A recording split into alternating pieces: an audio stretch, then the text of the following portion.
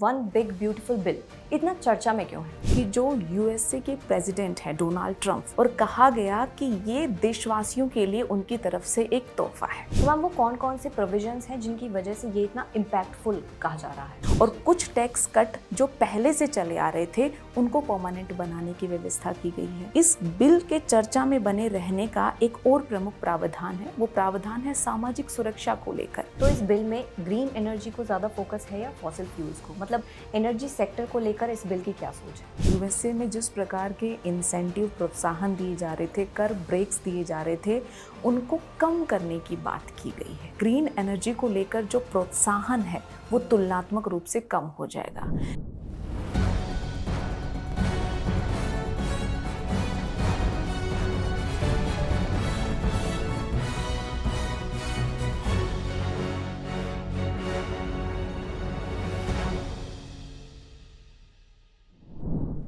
नमस्कार दर्शकों, vision IAS संवाद में आपका स्वागत है और आपके साथ मैं हूं पूजा पांचाल। आजकल एक नाम बार बार सुनाई दे रहा है न्यूज़, सोशल मीडिया और पॉलिसी सर्कल्स में, जो है one big beautiful bill.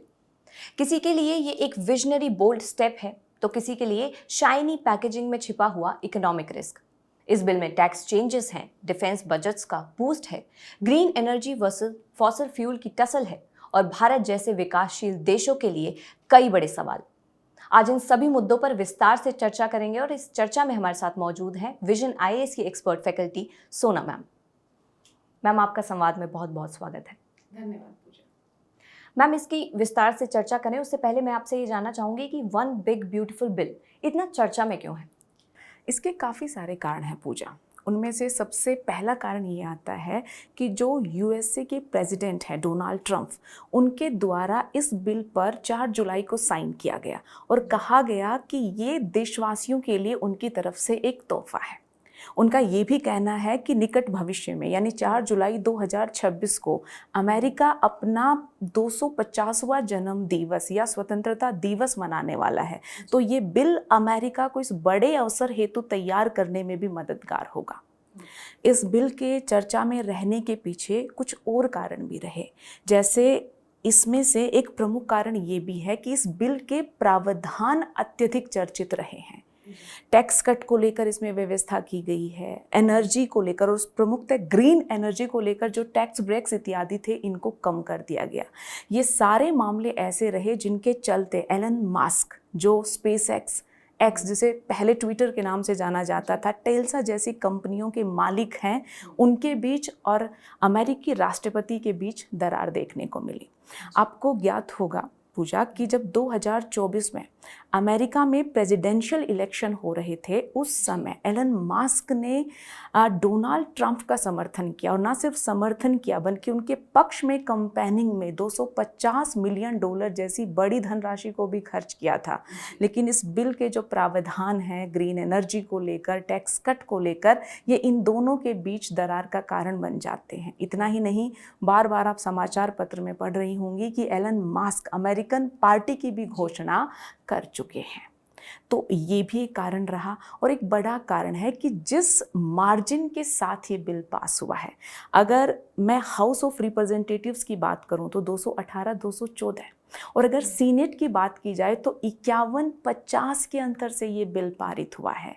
Even senate में तो जो वाइस प्रेसिडेंट जेडी वांस हैं, उनको टाई ब्रेकिंग वोट देना पड़ा, तब कहीं जाकर जो है ये बिल पारित हो पाया। तो इतने कम मार्जिन से बिल पारित होना, इसके जो प्रावधान हैं उनको लेकर काफ़ी कंट्रोवर्सी है।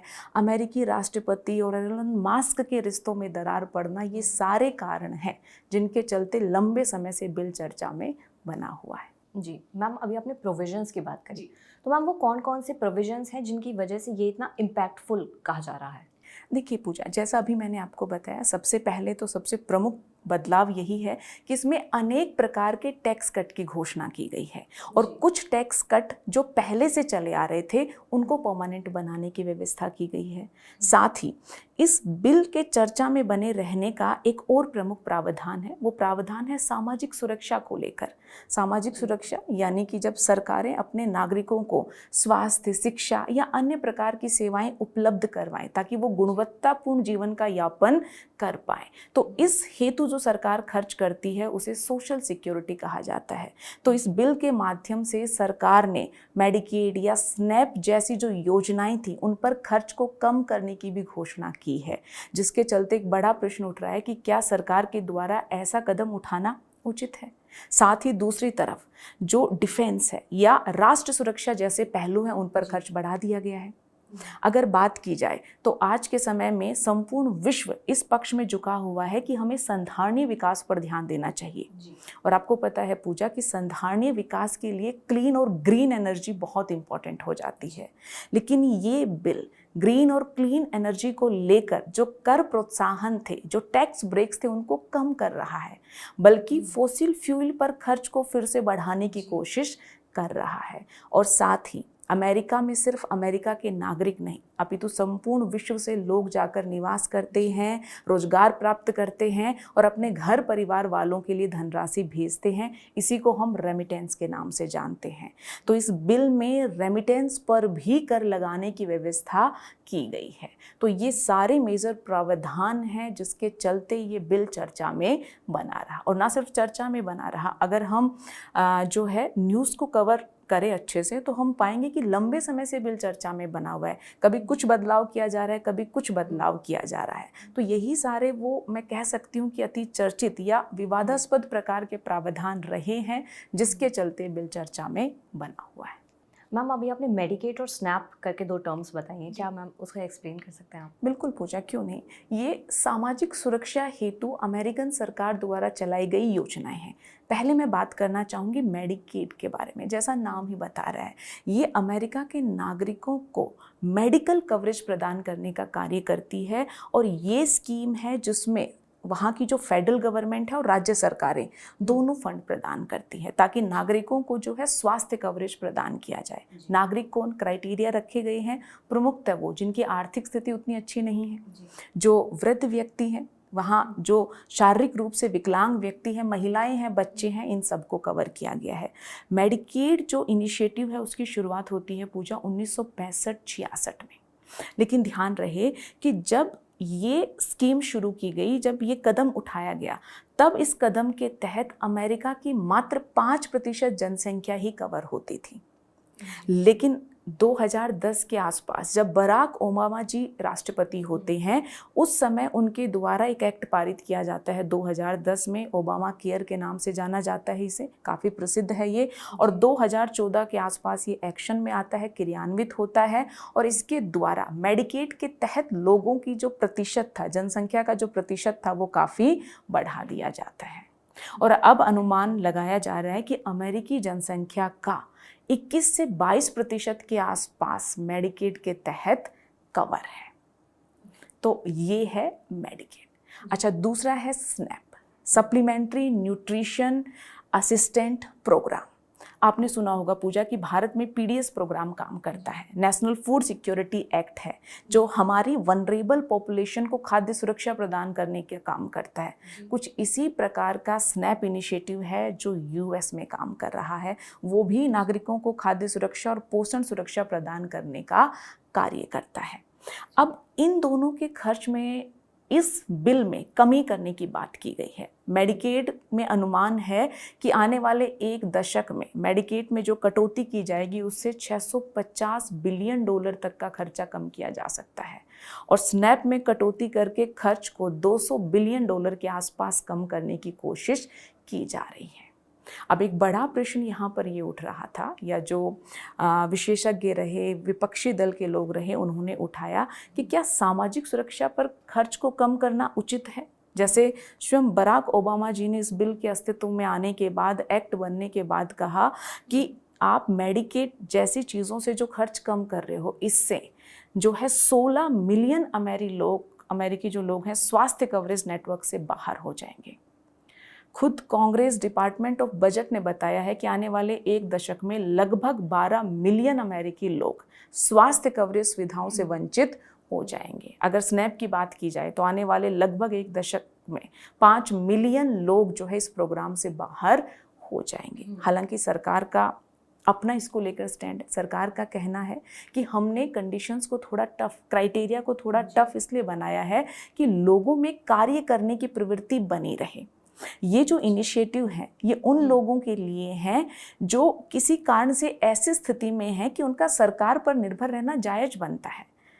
हमने 20 से 21-22% तक पॉपुलेशन को इस तरह के प्रोग्राम्स में कवर कर दिया है, जो कि उचित नहीं है। सरकार पर बोझ बन रहा है, लोगों में आलस्य की प्रवृत्ति बढ़ रही है और साथ ही जो ऑनेस्ट टैक्स पेयर हैं उनका धन इस प्रकार के लोगों के कल्याण में लगाया जा रहा है जो वास्तव में कल्याण को डिजर्व भी नहीं करते। तो ये जो पूरा सोशल सिक्योरिटी का मामला रहा ये काफ़ी अधिक चर्चा में रहा है और इसमें ना सिर्फ अमेरिका अपितु संपूर्ण विश्व इस तरह के इनिशिएटिव्स को लेकर जो बदलाव इस बिल में किया गया है उसको लेकर दो पक्षों में बटा हुआ नजर आता है। तो मैम जैसा भी आपने बताया कि सामाजिक सुरक्षा का बजट जो है कम कर दिया है और डिफेंस का बजट बढ़ा दिया है, तो मैम क्या ये बैलेंस ठीक है? देखिए इसी पर अभी हम चर्चा कर रहे थे पूजा कि डिफेंस में बहुत सारी चीज़ों पर जो है, पहले मैं बताना चाहूँगी कि डिफेंस में क्या किया गया है। डिफेंस में आप देखोगे ओवरऑल जो है नेशनल सिक्योरिटी का जहाँ भी मामला आता है, अच्छा प्रवसन के जो भी मामले हैं, सब पर जो है अमेरिका के द्वारा इस बिल के माध्यम से खर्च बढ़ाने की बात की गई है और उसका कारण भी दिया है। कारण ये है कि वैश्विक स्तर पर इतने जियोपॉलिटिकल क्राइसिस हैं, बहुत सारे राष्ट्र ऐसे हैं जिनसे संबंध अब उतने अच्छे नहीं है। तो ऐसे में किसी भी राष्ट्र की पहली प्राथमिकता तो उस राष्ट्र को सुरक्षित, राष्ट्र के लोगों को सुरक्षित रखना होना चाहिए। तो ये अमेरिकी सरकार का कहना है। जहाँ तक बात है कितना ये उचित है, तो इसको लेकर जो है राय काफ़ी अलग अलग देखने को मिल रही है। एक ये भी पक्ष है कि राष्ट्र सुरक्षा होना काफ़ी महत्वपूर्ण होता है, लेकिन हाँ हम अंधाधुंध तरीके से राष्ट्र सुरक्षा को लेकर खर्च बढ़ाएं और दूसरी तरफ लोगों के जो मूलभूत अधिकार बनते हैं या जो एक कल्याणकारी राज्य में, एक डेमोक्रेसी में अगर वो रहते हैं तो एक लेवल ऑफ जीवन स्तर प्राप्त करना उनके लिए महत्वपूर्ण है। तो उस प्रकार की जो सुविधाएं हम उन्हें प्रदान कर रहे हैं, अगर उनमें कटौती कर दी जाए तो इससे कोई बहुत प्रगतिशील कदम की तरह नहीं देखा जाता। बाकी फिर डिपेंड इस पर करता है पूजा कि ये इम्प्लीमेंट किस प्रकार से होगा। एक और बात जो जरूरी है कि इस बिल के सारे प्रावधान इस बिल के एक्ट बनने के जस्ट बाद ही क्रियान्वित नहीं होने वाले, बल्कि अभी उसमें समय लगेगा। तो किस प्रकार की स्थिति टर्न लेती है, क्या कुछ और हमें बदलाव देखने के लिए मिलते हैं, इन सब के बारे में जानना कोई भी अंतिम कमेंट करने से पहले महत्वपूर्ण हो जाएगा। मैम अभी आप थोड़ी देर पहले ग्रीन एनर्जी की बात कर रहे थे, तो इस बिल में ग्रीन एनर्जी को ज़्यादा फोकस है या फॉसिल फ्यूल्स को? मतलब एनर्जी सेक्टर को लेकर इस बिल की क्या सोच है? देखिए पूजा, इस बिल में ग्रीन एनर्जी को लेकर यूएसए में जिस प्रकार के इंसेंटिव, प्रोत्साहन दिए जा रहे थे, कर ब्रेक्स दिए जा रहे थे, उनको कम करने की बात की गई है। अर्थात अब ग्रीन एनर्जी को लेकर जो प्रोत्साहन है वो तुलनात्मक रूप से कम हो जाएगा। इसमें ग्रीन एनर्जी को लेकर जब आप इंफ्रास्ट्रक्चर बनाते हैं, जैसे पवन ऊर्जा को लेकर, सोलर ऊर्जा को लेकर, तो उन इंफ्रास्ट्रक्चर पर पहले सरकार जो है कुछ कर प्रोत्साहन देती थी, कुछ कर में छूट देती थी, उनको कम करने की बात की गई है। इतना ही नहीं, ग्रीन एनर्जी उत्पादन को लेकर भी इस तरह की छूट थी, उनको भी कम करने की बात की गई है। साथ ही इलेक्ट्रिक व्हीकल्स पर टैक्स क्रेडिट मिलता था, यानी वहाँ के लोग अगर इलेक्ट्रिक व्हीकल्स को खरीदते थे तो उनको कुछ छूट मिलती थी, ताकि इलेक्ट्रिक व्हीकल्स खरीदना उनके लिए अफोर्डेबल हो जाए और इलेक्ट्रिक व्हीकल्स की तरफ उनका रुझान बढ़े। तो इस चीज़ को लेकर जो टैक्स क्रेडिट था उसमें भी कमी करने की बात की गई है। और साथ ही इलेक्ट्रिक व्हीकल्स को सफल बनाने के लिए चार्जिंग इंफ्रास्ट्रक्चर इत्यादि काफ़ी ज़रूरी हो जाता है। तो इसको लेकर भी सरकार जो प्रोत्साहन दे रही थी, उन प्रोत्साहनों को कम करने की कोशिश की गई है। साथ ही अगर मैं बात करूं जीवाश्म ईंधन की, तो जीवाश्म ईंधन के इंफ्रास्ट्रक्चर जैसे पाइपलाइन इत्यादि पर खर्च बढ़ाने की बात की गई है। जीवाश्म ईंधन के मामले में R&D को बढ़ावा देने की बात की गई है। और अगर इस बात को मैं और पहले के निर्णयों से लिंक करना चाहूँ पूजा, तो हम सभी जानते हैं कि क्लाइमेट गोल्स को लेकर वर्तमान जो अमेरिकी राष्ट्रपति हैं डोनाल्ड ट्रंप, उनका स्टैंड सदैव ही थोड़ा अलग प्रकार का रहा है। जैसे हम देखते हैं कि अमेरिका पेरिस एग्रीमेंट का हिस्सा बनता है, पेरिस एग्रीमेंट से बाहर हो जाता है। जब कोई दूसरा व्यक्ति नेतृत्व में आता है, प्रेसिडेंट बनता है, तो फिर से अमेरिका जो है वो पेरिस एग्रीमेंट का हिस्सा बन जाते हैं, लेकिन फिर से डोनाल्ड ट्रंप के द्वारा 2025 में ये घोषणा कर दी गई कि अमेरिका पेरिस एग्रीमेंट से बाहर हो रहा है। तो ये जो क्लीन एनर्जी को लेकर या क्लाइमेट गोल्स को लेकर अमेरिका की प्रतिबद्धता है, उस पर बड़ा प्रश्न उठाता है। और इसके इम्प्लीकेशन सिर्फ इतने ही नहीं होंगे, हम देखेंगे कि ग्रीन एनर्जी पर इन्वेस्टमेंट कम होगा। ग्रीन एनर्जी के क्षेत्र में काम करने वाले जो प्लेयर्स हैं उनका प्रॉफिट मार्जिन कम होगा। टेल्सा जैसी कंपनी जो संपूर्ण विश्व में इलेक्ट्रिक व्हीकल्स के प्रचार प्रसार का प्लान बना रही है, जिसमें भारत भी एक है, बार बार 2025 के अब तक जितने महीने गए हैं चर्चा में बना रहा है कि टेल्सा मुंबई और दिल्ली में अपना जो है रिटेल स्टोर स्थापित करने की बात कर रही है। तो ये सारे एक्सपेंशन के जो प्लान हैं वो कहीं ना कहीं प्रभावित हो जाएंगे, क्योंकि इस फील्ड में कार्य करने वाले जो प्लेयर हैं, जो निजी क्षेत्र के उद्यमी हैं, इन टैक्स ब्रेक्स के कम होने के बाद, इंसेंटिव्स से के कम होने के बाद उनके प्रॉफिट मार्जिन भी कम होने की संभावना बन जाती है। जी मैम, टैक्स कट या कर की दरों में कमी, ये थोड़ा समझाइए हमको। देखिए, ये भी इस बिल का एक पार्ट है। इस बिल में बात की गई है कर की दरों को कम करने का। एक्चुअली 2017 में अमेरिका में एक एक्ट आया। उस एक्ट के माध्यम से कुछ विशेष कारणों के चलते मांग बढ़ाने के लिए, अर्थव्यवस्था को फिर से पटरी पर लाने के लिए कर की दरों को कम किया गया। क्योंकि होता कुछ इस प्रकार से है पूजा, कि कर की दर अगर कम होती है तो लोगों के हाथ में पैसा होता है, धन बचता है, क्योंकि उनको अब ज़्यादा कर नहीं देना पड़ रहा। वो मांग बढ़ाते हैं, मांग बढ़ती है तो अर्थव्यवस्था में उत्पादन गतिविधियाँ बढ़ती हैं और अर्थव्यवस्था फिर से पटरी पर आ पाती है, क्योंकि लोगों को रोजगार मिलता है और फिर से मांग बढ़ती है। पूरा जो एक अच्छा साइकिल है ये बन पाता है। अब इस एक्ट के माध्यम से क्या किया गया है, 2017 के उस एक्ट के प्रावधान दिसंबर में समाप्त होने वाले थे। अब इस एक्ट के माध्यम से जो one big beautiful bill act है, इसके माध्यम से इन प्रावधानों को परमानेंट बना दिया गया है, स्थायी बना दिया है। इतना ही नहीं, कुछ टेम्पररी या कुछ समय के लिए अन्य प्रकार के कर की दरों की कटौती की भी घोषणा की गई है। जैसे आप देखेंगे एक टिप टैक्स होता है, अगर आप सर्विस सेक्टर में हैं, आप बार्बर हैं या अन्य प्रकार की सेवा आप दे रहे हैं, तो लोग आपको टिप्स देते हैं। पहले उन टिप्स को भी या उन टिप्स पर भी आपको कर देना पड़ रहा था।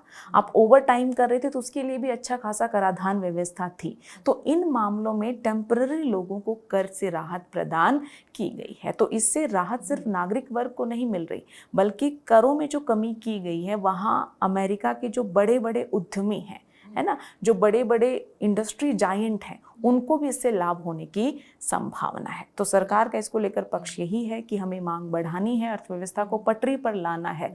तो इस प्रकार के कर कटौती के प्रस्ताव हमारे लिए महत्वपूर्ण हो जाते हैं। लेकिन फिर से वही बात कि इस पर एक दूसरा पक्ष भी है जो ये कहता है कि इस प्रकार की कर कटौती से आम नागरिक जितना दिखाया जा रहा उतना लाभान्वित नहीं होंगे, बल्कि जो बड़ी कंपनीज हैं, जो बिग जायंट्स हैं, उनके ज़्यादा लाभान्वित होने की संभावना बनती है।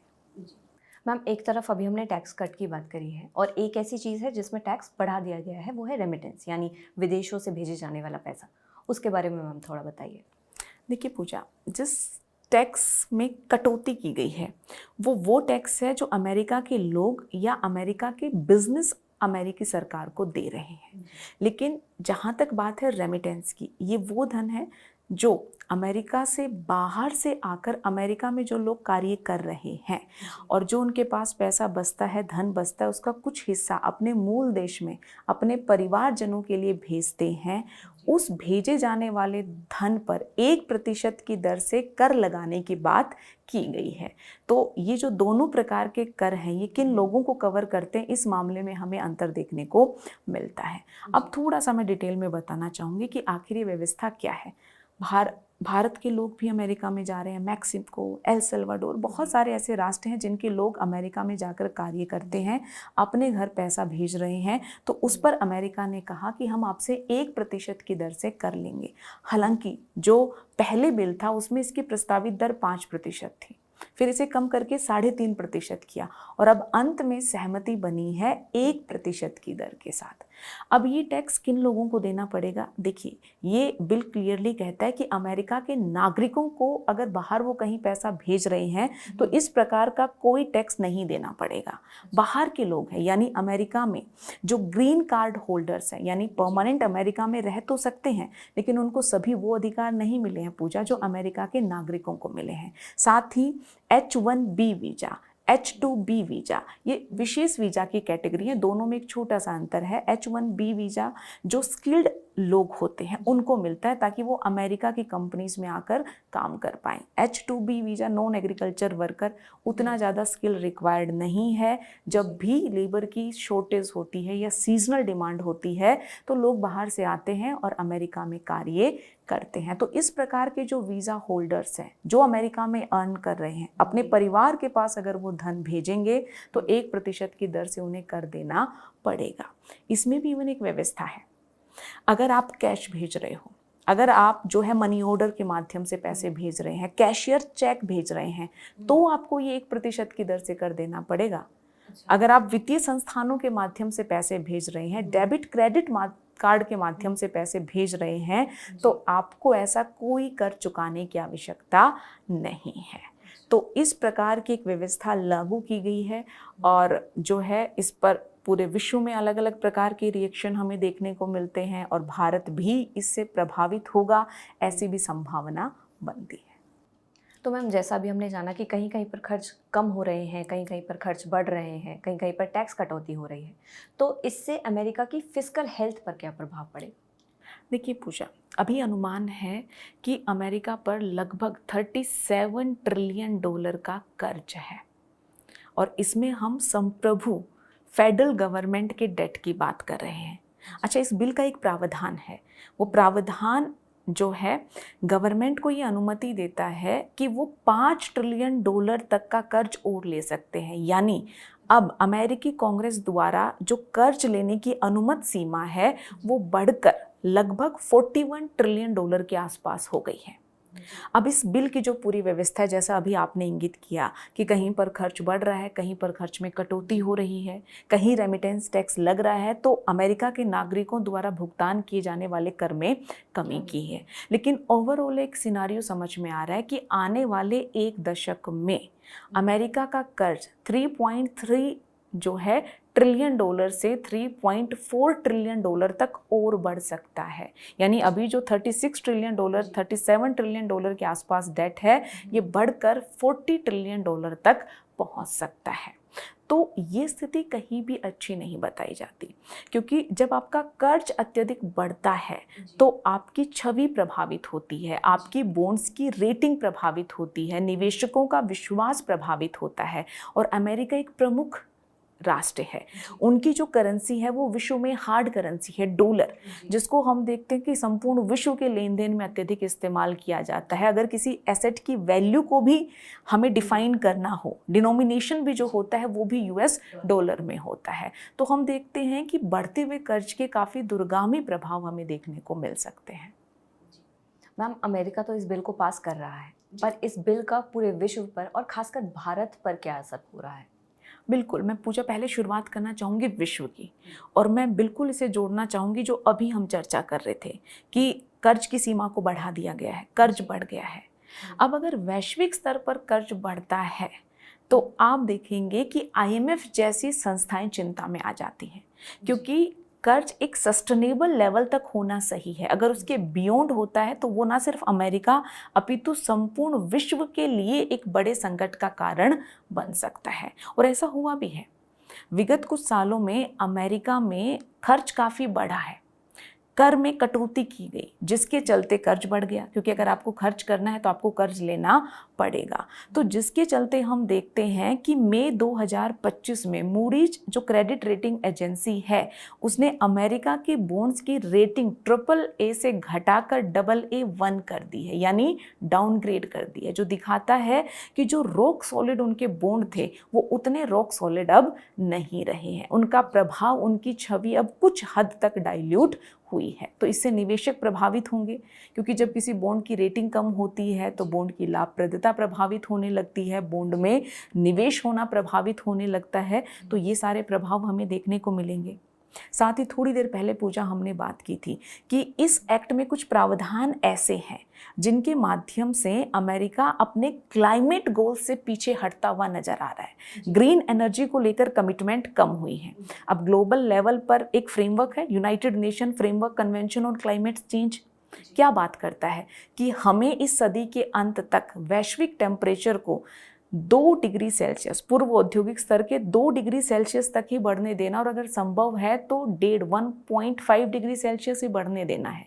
लेकिन अब अमेरिका जैसे देश जो अब तक के उत्सर्जन हेतु बड़े जिम्मेदार हैं, जहां पर कैपिटा एमिशन आज भी बहुत ज़्यादा है, अगर वो अपने क्लीन एनर्जी के खर्च को कम करने लगे तो इससे अमेरिका तो प्रभावित होगा, संपूर्ण विश्व भी प्रभावित होगा। क्यों? क्योंकि टेल्सा जैसी बड़ी कंपनी डेवलप हो पा रही हैं। इलेक्ट्रिक व्हीकल्स को अगर संपूर्ण विश्व में उतारने की क्षमता रखती हैं तो उसके पीछे अमेरिकी सरकार द्वारा प्रदान किए जाने वाला प्रोत्साहन, कर ब्रेक महत्वपूर्ण रहे। जरा सोचिए कि अगर ये नहीं होंगे तो ना सिर्फ अमेरिका अपितु संपूर्ण विश्व पर इसका प्रभाव देखने को मिलेगा, भारत पर भी इसका प्रभाव आएगा। क्यों? क्योंकि भारत को भी अपने लक्ष्य पूरे करने हैं और उसमें इलेक्ट्रिक व्हीकल्स महत्वपूर्ण हो जाते हैं। टेल्सा जैसी कंपनियां बड़ी मैन्युफैक्चरर हैं इलेक्ट्रिक व्हीकल्स की, उनके डिज़ाइंस बड़े स्लीक हैं, उनकी कैपेबिलिटी अलग है। तो अगर वो भारतीय बाजारों में आए तो ये संभावना है कि इलेक्ट्रिक व्हीकल्स को लेकर स्वीकार्यता बढ़ेगी और होने वाला जो एमिशन है या उत्सर्जन है वो कम हो पाएगा। इस बिल में एक और प्रावधान जिसकी अभी हमने चर्चा की थी, रेमिटेंस। अब रेमिटेंस कितना संपूर्ण विश्व और प्रमुखतः भारत को प्रभावित कर सकता है? देखिए पूजा, 2024 में वर्ल्ड बैंक के आंकड़े कहते हैं कि विश्व में सर्वाधिक रेमिटेंस मिली भारत को और इसकी अमाउंट थी 129 यानी 129 बिलियन डॉलर के आसपास। अब इसमें एक मज़ेदार बात यह है कि इस पूरे रेमिटेंस में भारत को सबसे ज़्यादा रेमिटेंस कहाँ से मिला? अमेरिका से मिला। हिस्सेदारी लगभग 28% या 33 बिलियन डॉलर के आसपास है। अब जरा सोचिए कि अगर अमेरिका इस प्रकार का रेमिटेंस टैक्स आरोपित करता है तो जो हमारी रेमिटेंस है उसमें कमी आने की संभावना है। अच्छा, इससे ये भी हो सकता है, सिर्फ भारत ही नहीं संपूर्ण विश्व के संदर्भ में, कि लोग अब लीगल तरीकों के बजाय गैर कानूनी या इलीगल तरीकों से रेमिटेंस भेजें ताकि वो इस टैक्स की दर से बच पाए। ये तो है भारत के लिए। अब संपूर्ण विश्व पर भी ये प्रभाव देखने को मिलेगा और बड़ा प्रभाव एल सल्वाडोर, मैक्सिको जैसे राष्ट्रों पर देखने को मिलेगा। क्यों? क्योंकि अमेरिका से अच्छा खासा रेमिटेंस इन राष्ट्रों में जा रहा है। ना सिर्फ रेमिटेंस जा रहा है बल्कि इन राष्ट्रों की जीडीपी में भी बड़ा हिस्सा रेमिटेंस का है। तो जरा सोचिए कि अगर ये रेमिटेंस प्रभावित हो गया तो इन राष्ट्रों की अर्थव्यवस्था भी प्रभावित हो सकती है। सिक्योरिटी जैसी चीज़ों पर अगर अमेरिका खर्च बढ़ा रहा है, डिफेंस एक्सपेंडिचर कर रहा है, तो इस प्रकार की प्रवृत्ति या इस प्रकार की प्रवृत्तियों का अनुसरण हमें संपूर्ण विश्व के स्तर पर देखने को मिलेगा। तो ये जो बिल है, वन बिग ब्यूटीफुल बिल, जिसे अमेरिका का दावा है कि बड़ा ही महत्वपूर्ण बिल है, वन बिग ब्यूटीफुल, अमेरिका को ब्यूटीफुल बनाएगा और बड़ा बनाएगा। लेकिन जब ये बिल जो एक्ट का रूप ले चुका है वास्तव में क्रियान्वित होगा, तब हम देखेंगे कि इसका प्रभाव सिर्फ अमेरिका तक नहीं रहेगा अपितु संपूर्ण विश्व में देखने को मिलेगा। और इसीलिए जैसा आपने शुरुआत में कहा था कि बिल तो अमेरिका का है लेकिन चर्चा हर जगह पर है, क्योंकि इस बिल में ये क्षमता है कि संपूर्ण विश्व पर अपना प्रभाव डालेगा। तो ये सारे परिप्रेक्ष्य हमें देखने को मिलते हैं विश्व पर और भारत पर प्रभाव को लेकर। धन्यवाद मैम, धन्यवाद कि आपने हमारे सारे प्रश्नों के इतने सरलता से जवाब दिए। तो आज के इस एपिसोड में हमने जाना वन बिग ब्यूटीफुल बिल के बारे में, इसके सारे प्रावधान जाने और ये भी जाना कि इसका भारत पर कितना और कैसे प्रभाव पड़ेगा। ऐसे ही महत्वपूर्ण विषय हम आपके लिए लाते रहेंगे। तब तक के लिए देखते रहिए विजन IAS।